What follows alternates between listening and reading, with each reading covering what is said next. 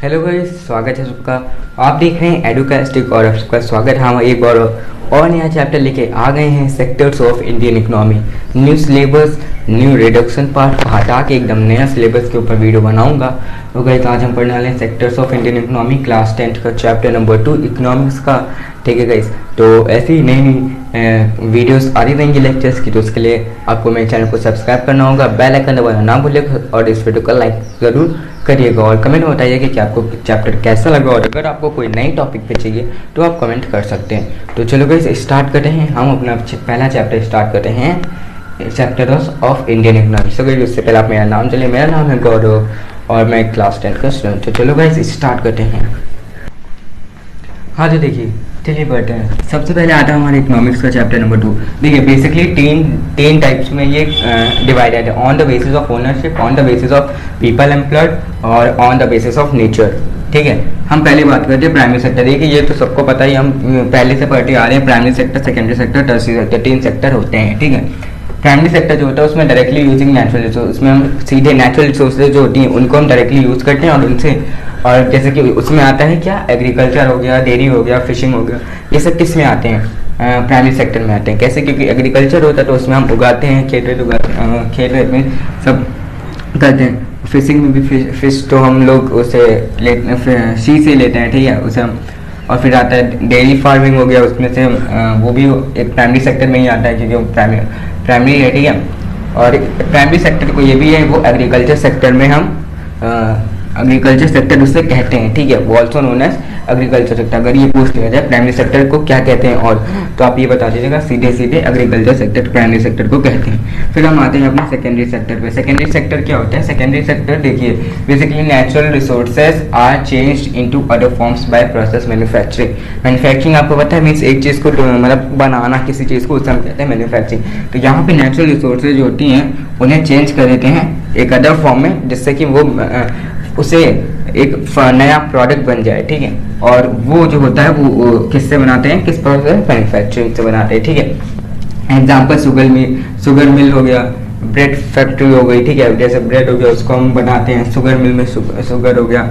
हाँ, कॉटन हो गया। ठीक है, कॉटन पे लगाते हैं, फिर उसे कॉटन के क्लोथ्स उससे बनते हैं, तो वो सब मैन्युफैक्चरिंग इंडस्ट्री में आता है। ठीक है, मैन्युफैक्चरिंग इंडस्ट्री को और क्या कहते हैं, इंडस्ट्रियल सेक्टर कहते हैं। ठीक है, तो देखिए ये तीनों एक ही के ऊपर एक इंटरडिपेंडेंट है, कोई भी अलग नहीं। अगर एक भी नहीं रहा तो दोनों को प्रॉब्लम आ सकती है। ठीक है, फिर आता है हमारा tertiary sector, activities that help in the development of primary and secondary sector. Means ऐसी एक्टिविटी, ऐसे काम जो आपको हेल्प करें, जो टर्शियरी सेक्टर को हेल्प करते हैं डेवलपमेंट में। मीन्स जैसे आप नौकरी कर रहे हैं तो इससे क्या होगा, डेवलपमेंट होगा। क्यों? क्योंकि देखिए आप काम कर रहे हैं, फिर आप पैसे कमाएंगे तो आप अपने बच्चों को पढ़ाएंगे, फिर वो भी डेवलप होंगे, वो भी ग्रो होंगे। ठीक है, तो ऐसे एजुकेशन लेवल भी बढ़ेगा। ठीक है, और डेवलप भी होंगे क्योंकि इनकम बढ़ेगी इंडिया की। ठीक है, जितना ज़्यादा लोग एजुकेटेड होंगे उतनी ज़्यादा इनकम भी बढ़ेगी। ठीक है, तो ये आता है हमारा पूरा टर्शियरी सेक्टर में। इसके एग्जाम्पल देख रहे हैं जैसे ट्रांसपोर्ट हो गया, बैंकिंग हो गया, स्कूल हो गया, है ना। तो ये सब हो गया टर्शियरी सेक्टर में आता है। अब बात करते हैं इसे हम और क्या कहते हैं, टर्शियरी सेक्टर को भी हम सर्विस सेक्टर कह सकते हैं। ठीक है, टर्शियरी सेक्टर भी सर्विस सेक्टर के नाम से ही जाना जाता है। सो अब हम बात करते हैं on the basis of the people employed. ठीक है, पीपल एम्प्लॉय देखिए दो कैटेगरी होते हैं, एक तो ऑर्गेनाइज सेक्टर होता है, एक अनऑर्गेनाइज सेक्टर होता है। अब ऑर्गेनाइज सेक्टर क्या होता है? देखिए terms of employment are regular and people have assured. देखिए ये तो पक्का कि जितने मीन्स जो गवर्नमेंट जॉब होती है मीन्स उसे हम कहते हैं ऑर्गेनाइज सेक्टर। जितने दिन हमें नौकरी लगी तो हमें पता है हाँ इतने दिन हम काम करना है और इतने दिन में कोई भी नहीं निकाल सकता। उसके बाद रिटायरमेंट होगा, फिर पेंशन मिलती है, उसमें पेंशन भी मिलती है, रिटायरमेंट एज होती है, बीच में आपको कहीं कोई निकालता नहीं है। ठीक है, ऑर्गेनाइज सेक्टर आपका एक रेगुलर एम्प्लॉयमेंट रहता है और एक एश्योर्ड वर्क रहता है कि आपको एक काम करना है। ठीक है, वो आप करते जाएंगे। ठीक है, फिर इसमें फैक्ट्री एक्ट और मिनिमम वेजेस एक्ट ये सब भी इसमें फॉलो किया जाता है बहुत ही तगड़े से। ठीक है, मिनिमम वेज मीन्स कोई ऐसा नहीं है कि पैसे कम दे रहा है। ठीक है, तो इसलिए यहाँ पे ऑर्गेनाइज सेक्टर अच्छा होता है। यहाँ पे सब कुछ एकदम रेगुलर रहता है और सब कुछ एकदम प्रपोर्शन में एकदम सही से रहता है। ठीक है, यहाँ पे आपको ना कोई निकाल सकता है और ना ही कोई वो कर सकता है। मिनिमम वेज अगर कोई करता है तो आप उसके लिए स्ट्राइक पे भी बैठ सकते हैं, कोई दिक्कत नहीं है, इतना राइट आपके पास होता है। ठीक है, फिर हम आते हैं ऑर्गेनाइज सेक्टर में। ऑर्गेनाइज सेक्टर क्या होता है, उसका अपोजिट होता है। Outside the control of government and workers have no regularity of income of job, means ये गवर्नमेंट के अंदर नहीं होता है, गवर्नमेंट जॉब नहीं होती है और इसमें आपको रेगुलरिटी इनकम भी नहीं होती है। मीन्स जिस दिन आप काम पे जा रहे हैं आपको इनकम मिलेगी, जिस दिन नहीं जा रहे हैं उस दिन नहीं मिलेगी। इसमें क्या, अगर आप छुट्टी भी ले सकते हैं ठीक है, लेकिन तब भी आपको इनकम तो आपको पूरे महीने की मिल ही रही है, ठीक है। फिर हम आते हैं on the basis of the ownership. On the basis of ownership देखिए दो कैटेगरी होती हैं, ये भी एक पब्लिक होता है एक प्राइवेट होता है। पब्लिक सेक्टर क्या होता है, industries that are owned by state और गवर्नमेंट, ठीक है। पब्लिक सेक्टर में जैसे पब्लिक सेक्टर में रेलवे आ गया, ठीक है, तो ये क्या है, गवर्नमेंट ने ओन किया हुआ है, स्टेट और उसकी गवर्नमेंट ने ओन किया है, ठीक है। तो ये होता है मीन्स जो भी चीज़ अगर गवर्नमेंट और स्टेट और इस गवर्नमेंट ने ओन की है उसके पास है तो वो पब्लिक सेक्टर में आता है। एग्जांपल मैंने आपको बता दिया रेलवे। फिर आता है प्राइवेट। प्राइवेट में क्या होता है, industry that are owned by individual और firms that are formed by individual, means कुछ लोग का ग्रुप जो इंडिविजुअल से बना है या तो वो ओन करेंगे और या तो फिर किसी एक ने इंडिविजुअल ने ओन किया, जैसे कि अंबानी है, ठीक है, उन्होंने रिलायंस किया हुआ है, ठीक है। तो ये सब जो होता है ये सब आते हैं प्राइवेट सेक्टर में। तो हमने अभी तक क्या पढ़ा, हमने पढ़ा on the basis of the nature, primary sector, secondary sector, tertiary sector. Primary को हम क्या कहते हैं, एग्रीकल्चर सेक्टर। सेकेंडरी को क्या कहते हैं, इंडस्ट्रियल सेक्टर। टर्शियरी को क्या कहते हैं, सर्विस सेक्टर। ऑर्गेनाइज सेक्टर में क्या होता है कि रेगुलर एम्प्लॉयमेंट और रेगुलर वेजेस होती हैं। अनऑर्गेनाइज सेक्टर में कोई भी रेगुलरिटी नहीं होती है इनकम की।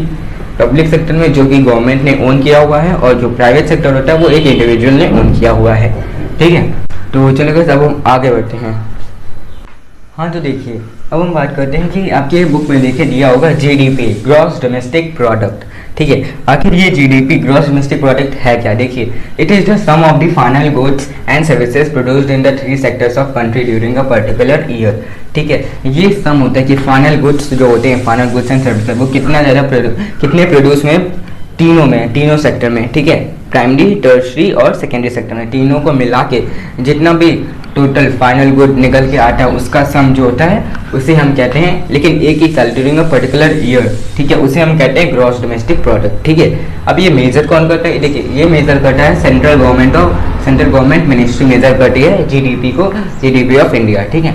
अब हम बात करते हैं, देखिए 1973 से 1973 to 2003 primary sector, secondary sector and tertiary sector, ठीक है। लेकिन प्राइमरी से टर्शरी में बहुत ही ज़्यादा ग्रोथ हुई, प्राइमरी टर्शरी में बहुत ज़्यादा ग्रोथ हुई।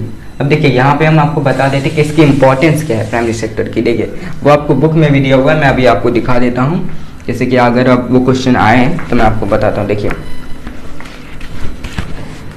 ये देखिए अगर देख पा रहे होंगे आप, ठीक है, ये देखिए दिया rising importance of primary sector, rising importance of tertiary sector in the production. देखिए यहाँ पे first, second, third, fourth point दिए हैं यहाँ पे, ठीक है। तो ये आप प्रिपेयर कर सकते हैं, या प्रिपेयर कर सकते हैं और इन्हें कोई दिक्कत नहीं पड़ेगी। तो देखिए पहला जो पॉइंट था बुक के हिसाब से, एनसीईआरटी के हिसाब से मैं आपको बता देता हूँ।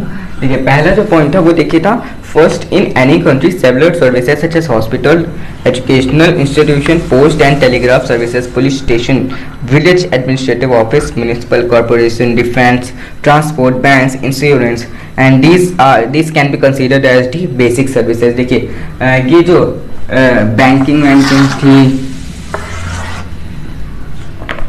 तो देखिए ये बैंकिंग हो गई, पुलिस स्टेशन हो गया,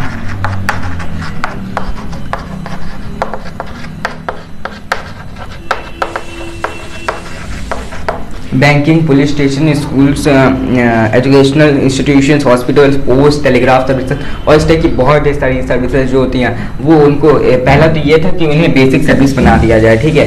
वो बेसिक सर्विसेज हैं वो सबको करनी चाहिए, ठीक है, बेसिक सर्विसेज।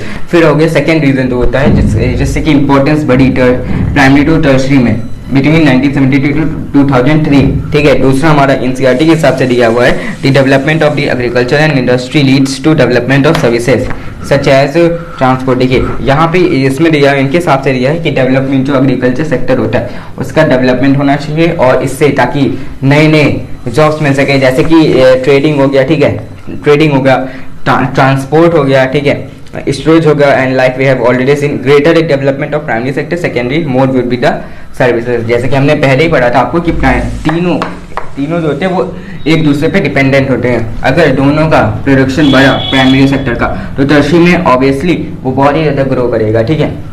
तो यहाँ पे अगर किसी एक में भी ग्रोथ होती है तो तीनों सेक्टर ग्रोथ करते हैं और तीनों सेक्टर को फायदा मिलता है, यहाँ पे एडवांटेज मिलता है, ठीक है। तो इसीलिए ये दूसरा कारण था जिससे कि प्राइमरी सेक्टर से टर्शियरी सेक्टर में जाना चाहता था और वो ग्रोथ हुई थी वहाँ पे, ठीक है। फिर हमारा जो थर्ड रीजन दिया है बुक के हिसाब से, देखिए उसमें क्या है, income level rise and certain section of people start demanding many more services like eating out, shopping, tourism, private hospital। तो देखिए यहाँ पे इनकम, तीसरी चीज़ जो है वो इनकम बहुत बढ़ गई थी उसमें, क्योंकि वहाँ पे बहुत ही सारे काम थे, जैसे कि टूरिंग हो गई, शॉपिंग हो गई, ईटिंग आउट हो गया, रेस्टोरेंट हो गया, वो सब बहुत बढ़ रहे थे। तो इससे क्या इनकम भी बढ़ रही थी, नई नई सर्विसेज आ रही थी। तो इससे क्या है कि प्राइमरी से टर्शियरी में उनको जाने में, डेवलपमेंट में थोड़ा ग्रोथ मिला, इसलिए वो प्राइमरी टू टर्शियरी में 1973 से 2003 तक थोड़ा ज़्यादा ग्रोथ हुआ, ठीक है। फिर according to that fourth point is that over past decade also certain new services such as those based on information and communication technology.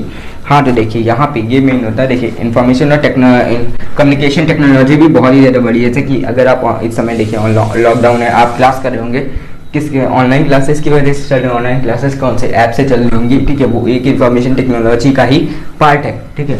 और इंफॉर्मेशन टेक्नोलॉजी इंटरनेट की वजह से आज इतना सब कुछ हो पा रहा है, कितना ज़्यादा डेवलप हो गया है। अगर इंटरनेट ना होता तो फिर बहुत ही ज़्यादा प्रॉब्लम्स फेस करनी पड़ती इंडिया को, ठीक है। तो ये एक इम्पॉर्टेंट फैक्टर जो था वो है प्राइमरी टू टर्शियरी में जाने का, ठीक है। यहाँ पे मैंने आपको 4 फैक्टर्स बताए, देखिए एक तो एग्रीकल्चर का डेवलपमेंट, जैसे कि ट्रेड कॉमर्स और बाकी सब चीज़ें हुई।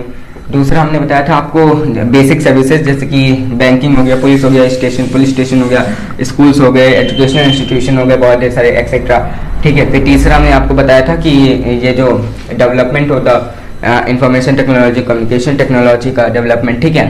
और फिर हमने जो थर्ड बताया था, तो हमने जो थर्ड बताया था वो क्या था, टूरिज्म हो गया, ठीक है, ईटिंग आउट हो गया, ये सब फैक्टर जो थे, ये सब 4 इंपॉर्टेंट फैक्टर हैं जिससे कि प्राइमरी टू टर्शियरी में बहुत ज़्यादा ग्रोथ हुई। अब हम आते हैं एनएसएसओ। एनएसएसओ क्या है? National sample survey organisation. National sample survey organisation आखिर ये है क्या, कौन कंडक्ट करता है, इसके फंक्शंस क्या हैं, तो मैं आपको बता देता हूँ। देखिए, हाँ, तो देखिए ये एक ऑर्गेनाइजेशन है जिसे गवर्नमेंट ने स्टार्ट किया था, ठीक है, under ministry of characteristics of the government of India, ठीक है। उससे एनएसएसओ को चालू किया था, नेशनल सैंपल सर्वे ऑर्गेनाइजेशन को, ठीक है। अब हम बात करते हैं इसके फंक्शंस की। पहले तो आप इसका फुल फॉर्म जान लीजिए, नेशनल सैंपल सर्वे ऑर्गेनाइजेशन, इसे आप लर्न करते रहिएगा, ये आ सकते हैं एग्जाम में, ठीक है। तो हम इसके फंक्शंस अगर देखेंगे तो फंक्शंस जो हैं वो हमारे क्या हैं, देखिए, it conducts the socio economic culture, ठीक है, सोशियो इकोनॉमिक कल्चर सर्विस हो गए, ठीक है। और भी बहुत ढेर सारी चीज़ें हो गई, जैसे कि वेरियस सब्जेक्ट्स लाइक एम्प्लॉयमेंट हो गया, ठीक है, एम्प्लॉयमेंट हो गया और कंज्यूमर एक्सपेंडिचर हो गया, ठीक है। तो ये सब चीज़ें ये कंडक्ट करता है, ये तो पहला इसका फंक्शन हो गया। दूसरा फंक्शन जो होता है कि देखिए, it decides the topic to be covered in particular survey found. देखिए, यहाँ पे एक टॉपिक ये लोग डिसाइड करते हैं, ताकि जो भी सर्वे होता है वहाँ पे एक पर्टिकुलर टॉपिक डिसाइड करते हैं जो कि उन्हें मिलता है, ठीक है। सर्वे तो बहुत ऐसा है, जैसे सोशियो इकोनॉमिक और बहुत ऐसा कराते हैं, लेकिन उसमें से एक पर्टिकुलर टॉपिक का डिसाइड करते हैं, ठीक है। फिर आता है it conducts the annual survey of the industry. देखिए, यहाँ पे इंडस्ट्रीज का भी जो एनुअल सर्वे, इंडस्ट्री जैसे कि सेकेंडरी सेक्टर हो गया उसे इंडस्ट्रियल सेक्टर कहते हैं, तो वहाँ पे भी उसका भी एक सर्वे कंडक्ट होता है, ठीक है। हर साल एनुअल ईयर पे हर साल होता है, इंडस्ट्रियल सेक्टर का सर्वे कंडक्ट होता है, ठीक है।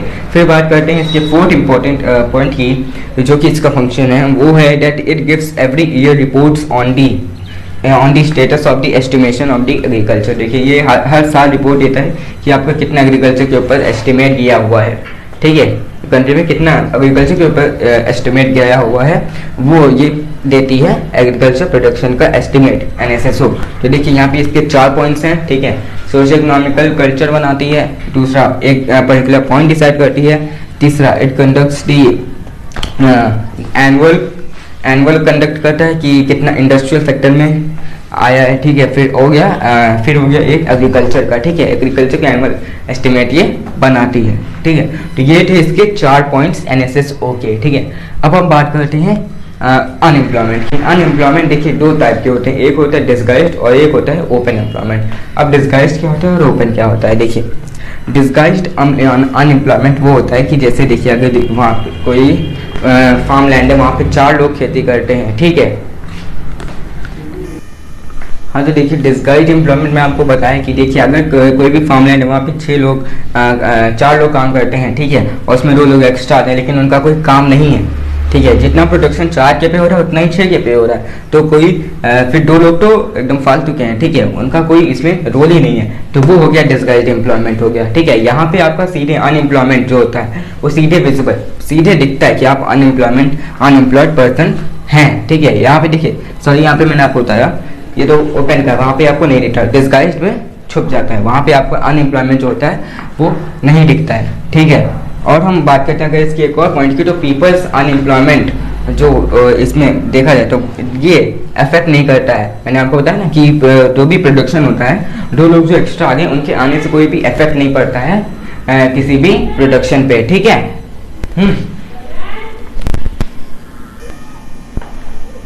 ठीक है, फिर हमारा आता है ओपन अनएम्प्लॉयमेंट। ओपन अनएम्प्लॉयमेंट क्या होता है कि यहाँ पे एक ये सिचुएशन होती है जहाँ पे इंडिविजुअल के पास काम ही नहीं होता है। जी हाँ, यहाँ पे इंडिविजुअल के पास काम ही नहीं होता है। यहाँ पे साफ साफ पता चलता है कि जो भी इंडिविजुअल, जो भी पर्सन है वो एक अनएम्प्लॉयड पर्सन है, क्योंकि उसके पास कोई भी काम नहीं है।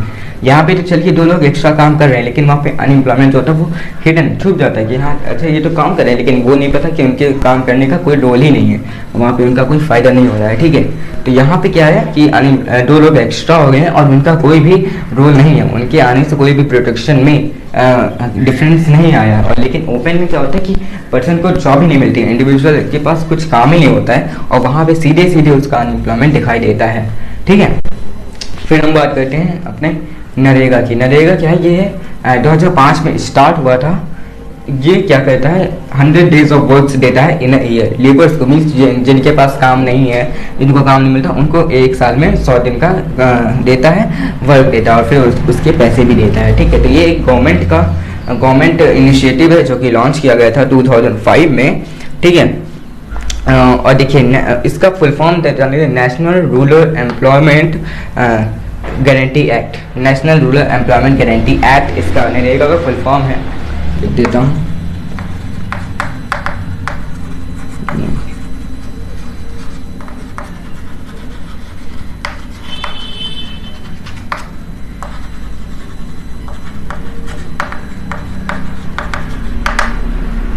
National rural employment guarantee act. So guys, यहाँ पे हमारा पूरा chapter 2 sectors of Indian economics, ठीक है, यहाँ पे चैप्टर खत्म होता है। तो अगर आपको वीडियो पसंद आई हो तो वीडियो को लाइक करें, शेयर करें, सब्सक्राइब करें, ताकि आपको और भी इससे रिलेटेड लेक्चर्स मिलते रहें। जैसे कि आपको पता है यहाँ पे मैथ्स, साइंस, सोशल और इंग्लिश के लेक्चर्स मिलेंगे। और यहाँ पे मैं जो कि हूँ गौरव, मैं यहाँ पे बेसिकली सोशल और फिजिक्स के लेक्चर्स लाऊंगा, और मेरा फ्रेंड जो कि अनिवार्य है वो मैथ्स और साइंस के लाएगा। साइंस में मीन्स केमिस्ट्री और बायो वगैरह हो। ठीक है, तो यहाँ पे आपको लेक्चर्स मिलते रहेंगे। अब हमारा अगला चैप्टर होगा chapter number 3, money and credit. So guys, अगर आपको वीडियो पसंद आई वीडियो को लाइक करें। तब तक के लिए बाय बाय।